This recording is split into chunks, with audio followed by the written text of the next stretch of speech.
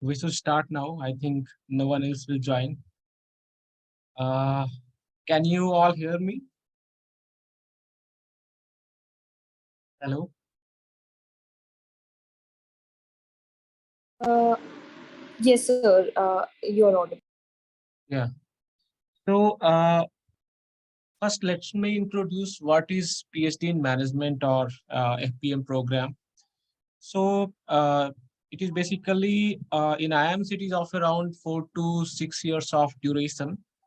The minimum duration which is specified by the government is around 3 years, and maximum I think 7 years are allowed without a break.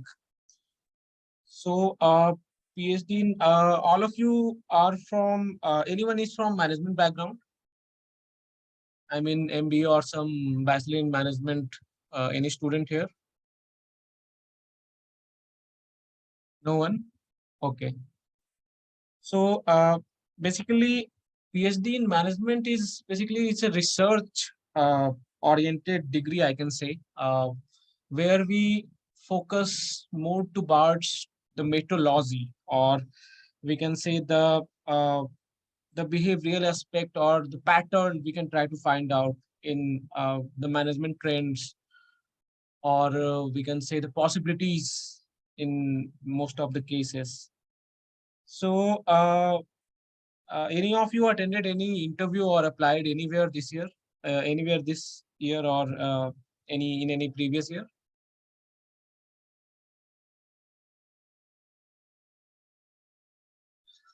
Guys, answer me, guys. It's an interactive session, so yeah. I did. Like not this year. I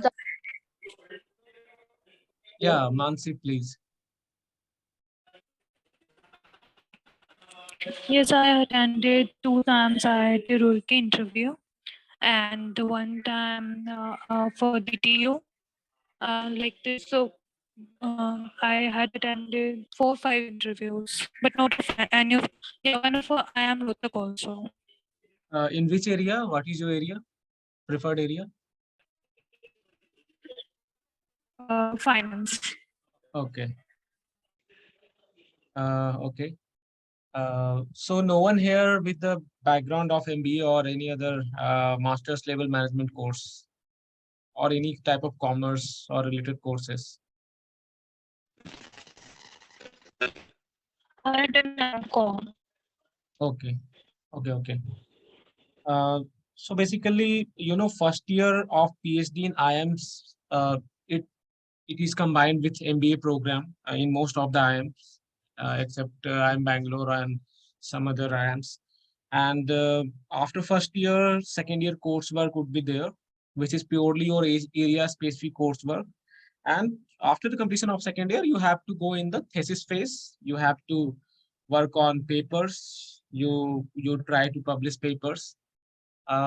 So your preparation strategy should be inclined to the all those 5 years which you have to spend in the particular college or institute.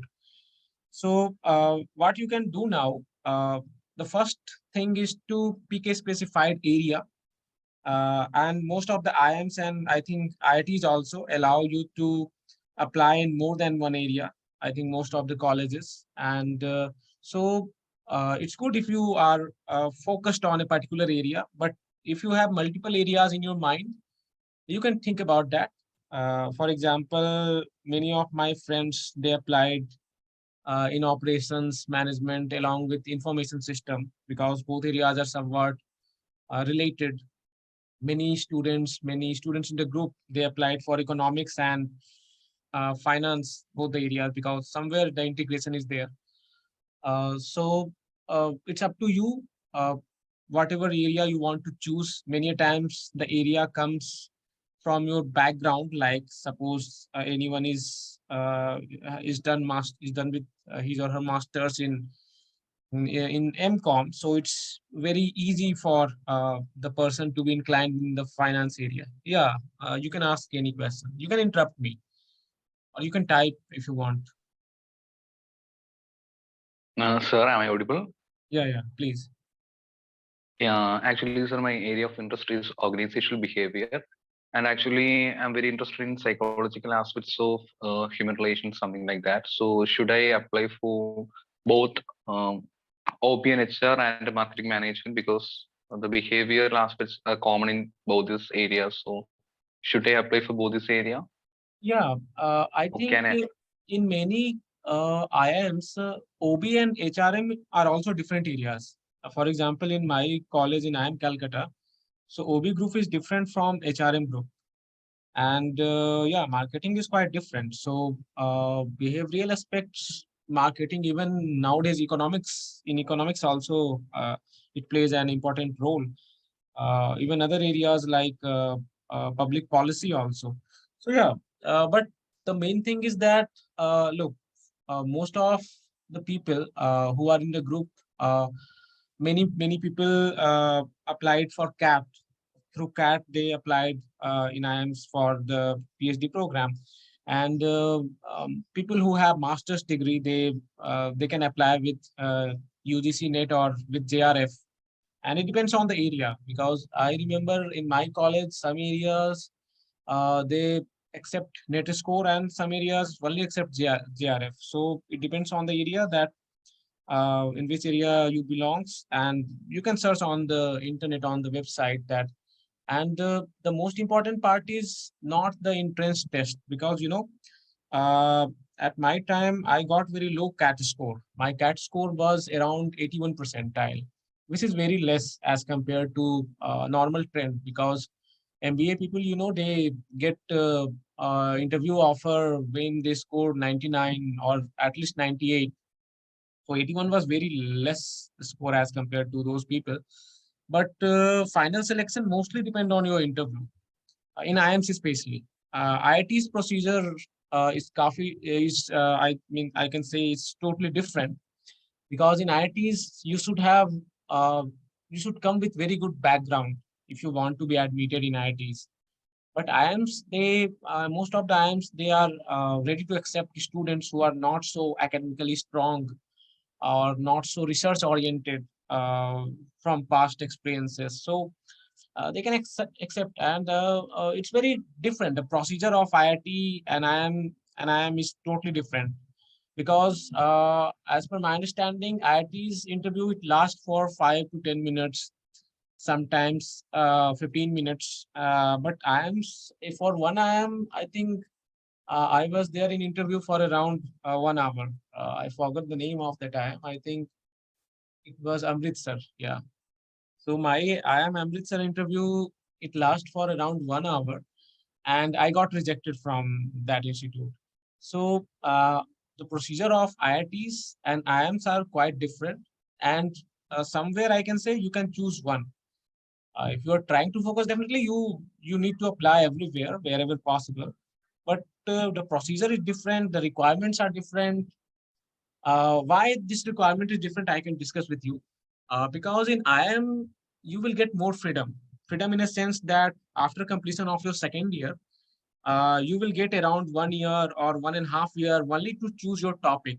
It means after admitting you to an IIM, you have more than 3 years to choose a topic, to choose a particular topic. But in IITs, I know in some IITs, the coursework is of around 6 months, like in IIT Kharagpur or IIT Kanpur, I think. So after 6 months, you have to think about your research work. Uh, so that's why in IIMs it takes around 6 years or 7 years. I can tell you the story of my college. Most of the students who took their degree in last 1 year or 2 years, they took more than 6 years. Most 90% of students. Only one student I know in my area who took only 5 years. So in IIMs, you are thinking about IIM, PhD in IIM, definitely it would take 5 to 6 years at least. In IITs, the duration is less, because most of the times you have to follow the faculty's approach. Suppose a particular faculty is working on a particular topic. So you have to choose your research topic, which should be more like inclined to that faculty's topic, just with minor differences. And also one major difference between IITs and IIMs are like for completion of your PhD in IIMs, you have to publish in A-star journal. At least one paper you have to publish in A-star. But in IITs, you have to publish at least 3 or 4. And the quality is not compulsory that it should be in A-star or A. Also, it depends on the area. For example, in economics, you cannot publish in A-star or A because very few people in India or even worldwide can publish in those areas in A-star, in economics, in public policy, because these areas are very old areas, more than 100 or 150 years old. So it's very tough to find out new things there. Any question?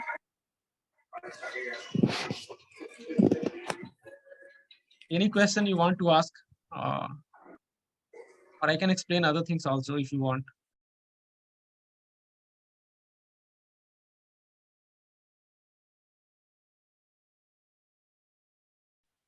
So, Sir, I have one yeah, more question. yeah, please, please. Sir, actually, I'm a postgraduate in commerce. So, can I apply for organizational behavior in IMC? Yeah, And yeah. also completed my post. I can tell you. My Yeah. batchmate is there in IIM Calcutta. So he is basically a civil engineer and he has a work ex of around 2 years and he is in organizational behavior.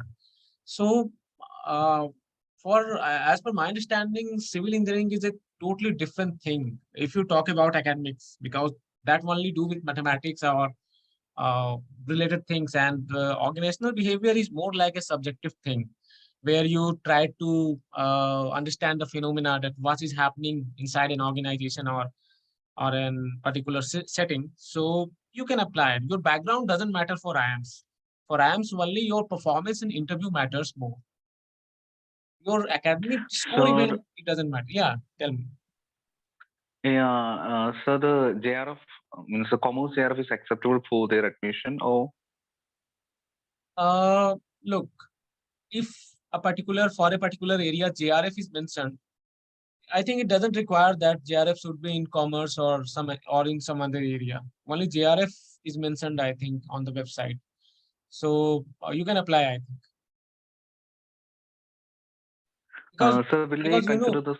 I can tell you the reason behind this. Because management areas are not specific. These areas are somewhere aligned with other areas also.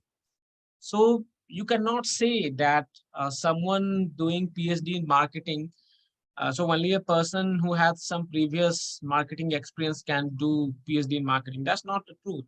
If suppose a person who belongs to purely production things, he can also think about marketing. He can also understand the things. It's not rocket science. So uh, the limitation is not here for, especially for IIMs. I'm not sure about IITs, but I think there also you can apply. Yeah, ask me the question. Uh, yeah, so will they consider the score of JRF for their admission process? Because it's too Uh, difficult to secure at least 65% marks in the JRF, but you have already told me that 98 or 19% is very important for getting admissions at IIM. So that's why. you are talking about the criteria, na? I mean, you are asking that Yeah, yeah, you are fulfilling yeah, the. sure, sir. Look, it depends on Yeah. the institute. It depends on the IIM or the college, particular college, because every individual college has different requirements. They have different set of thinkings. So you need to check individually on different websites. Because I remember that in 2019, even JRF was not allowed in many areas. In areas like public policy in IIM Calcutta. But the student with us see is JRF. So in 2020, they changed the criteria. So it's very dynamic thing. The thinking behind such criteria, we cannot assume, we cannot predict what they're thinking. So it's a trend a particular institute follows. But I think in most of the IIMs or even IITs, you are eligible for OBHRM or even marketing area. Okay, thank you, sir. Yeah. Sir, I have a doubt. Yeah, please. So if a person has done an MTech program in operations management and want to pursue PhD in marketing, Yes. and would it be feasible for that person to qualify for the job related profiles after completing the PhD from IITs and IIMs or NEET? So you are talking This is about my question. corporate jobs, na? You mean, or jobs in academic institutions? So, will there be any challenge because the person has not done any MBA in marketing and is have done PhD in marketing after completing a post graduation as MTech in operations? So, will he get any challenges while competing with other people in the particular domain? Yeah, understood your point. So that's why in IIMs we have a system of first year where you have to study all the MBA courses. Most of the MBA courses you have to study all the basic courses like marketing, finance, accounting, OB, HRM, every course. So in first year you will be trained on all the subjects which is required for an MBA graduate first of all. So in second year MBA subjects are very specialized in nature and you have to choose one. So basic things you have to study in first year of your IIM PhD program. So there is no need to worry about that. If you get selected, definitely you go through all the courses, and I think it's better than suppose if a person do an MBA from a normal institute, it's better that first year you attend in IIM. So there's no problem as per my understanding. And I know many people, many such people. For example, one senior who just got his degree from my institute. He was an engineer, engineer and civil engineering maybe. I'm not sure. And after that, he got enrolled in economics, which was truly different from civil engineering, I think. But after completion of his PhD, he got a good job in, I think, in IIM Lucknow. So it's possible and it doesn't matter. After going into the PhD, only your 5 6 years, you whatever you spend there, it only matters. In previous life, whatever you did, it doesn't matter at all, as per my understanding. Yeah. Any other question? Thank you, sir. Thank you, sir. Hello, Smith. Are you there? Yeah, Pratik. How are you, bro? Yeah, bro. Yeah, fine.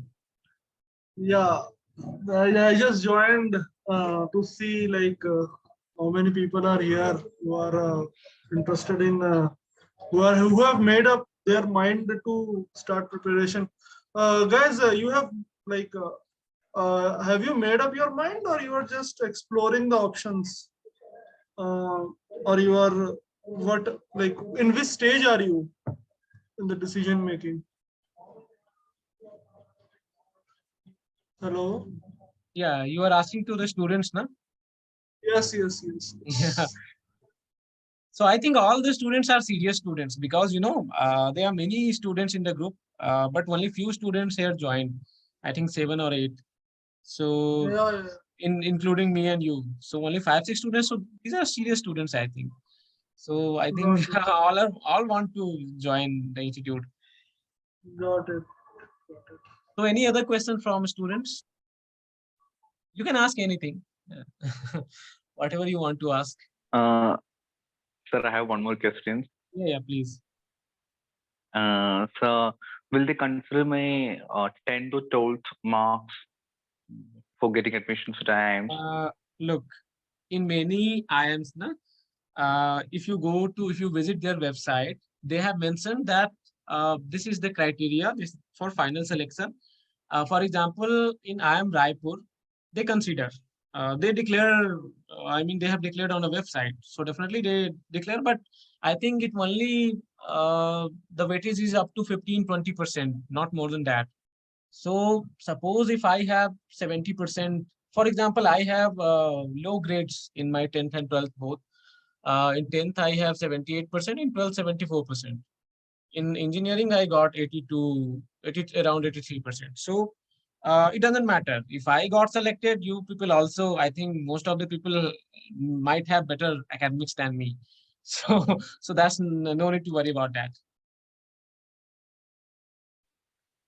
Sir, should I Adding to what Smith said, actually, if I may add, some in some institutes they gave a weightage, and the weightage is also very low. Like for example, there are 100 marks, and some portion of that will be covered by your exam, the entrance exam, or and your interview. And the weightage allotted to these scores, 10th and 12th scores are very, or engineering for that matter, or graduation for that matter, is very low. So you should worry more about the entrance test you are giving, and the interview, and not much on what has happened has happened. Okay. Yeah, I want to add one point here that definitely your 10th and 12th marks, it doesn't matter. But suppose you have scored well in your engineering or even your masters. So if criteria is not there, even in that case, it matters. Somewhat it matters because, suppose if you have done your masters from some good colleges like from TIS Mumbai, Tata Institute of Social Sciences. So definitely, if you have scored well there, definitely it would be an advantage in interview, not formally, but in an informal way. So your last degree, definitely it can matter. But whatever you did in your 10th or 12th, I don't think it matters more. So subjectivity is there. It's not fixed that it will matter or not. But yeah, if you have done something exceptionally well, suppose you are topper of your university, definitely in interview, it will affect the decisions of interviewers. So in that sense, it matters. But formally, I don't think it matters more. As Pratik told you that the weight is very low in some institutions. So it matters, but you cannot change that. But you can change many things for getting into PhD.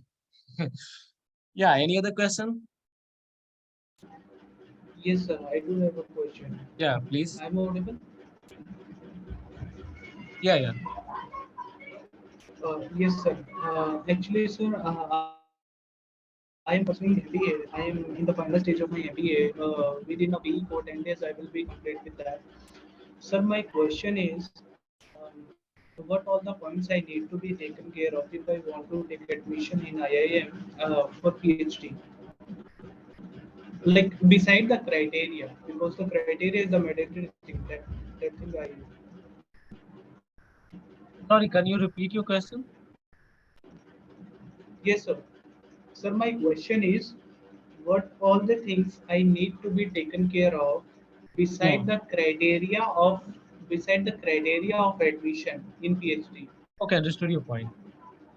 Look, Yes, sir. uh, in entrance, you have to score well, but the requirement is low. As I told you, na, my percentile was 81 in CAT, which is very low as compared to the standard.